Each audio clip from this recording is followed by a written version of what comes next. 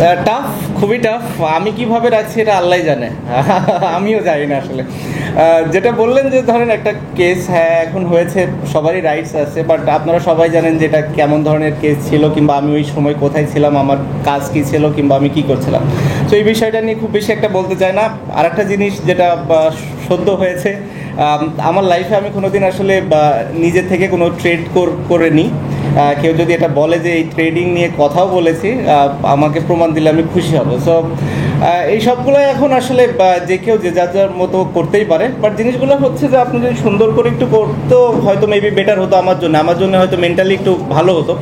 কারণ ফলস এলিগেশনগুলো আমার কাছে মনে হয় না যে এই জিনিসগুলো খুব একটা ভালো দিক বহন করে আমাদের দেশের জন্য, বা বাইরে স্পেশালি বাইরের মানুষ যখন এগুলো নিয়ে কথা বলবে, আমার কাছে মনে হয় না যে জিনিসগুলো খুব বেশি একটা অ্যাপ্রোপ্রিয়েট হবে। কারণ আমি যেটা ফিল করেছি, প্রথমটা তো আপনাকে বললামই, আর দ্বিতীয়টা যেটা মানে আমার লাইফে যখন আমি কোনো ট্রেডই করিনি নিজ থেকে, সো স্বাভাবিকভাবে আমার ভুল করার কিংবা ওটার সাথে যে ধরনের ওয়ার্ডগুলো ইউজ করা হয়েছে সেগুলো আসলে কতটা অ্যাপ্রোপ্রিয়েট সেটাও আমার জন্য একটু দুঃখজনক। অবশ্যই কষ্ট কিংবা অভিমান থেকে নেয় না, আমার কাছে মনে হয় যে this is the right time move on করার জন্যে এবং নতুনদের আসার সুযোগ তৈরি করে দেওয়ার জন্যে। অ্যাট দি সেম টাইম টি-20তেও আমার আসলে একই ধরনের চিন্তা, আমি হয়তো এটা অপ্রাসঙ্গিক হলেও বলে ফেলতে চাই, কারণ হচ্ছে টি-20 নিয়েও আমাদের কথা হয়েছে, সিলেক্টর এবং প্রেসিডেন্ট বোর্ডের সবার সাথে এটা নিয়েও আমি কথা বলেছি যে আমার কাছে মনে হয় this is the right time যে টি-20 থেকেও আমি মুভ অন করি এবং আপাতত নেক্সট যে কিছু সিরিজগুলো আছে, কিছু নতুন প্লেয়ার আসুক, নতুন প্লেয়ারদের সুযোগ দেওয়া হোক।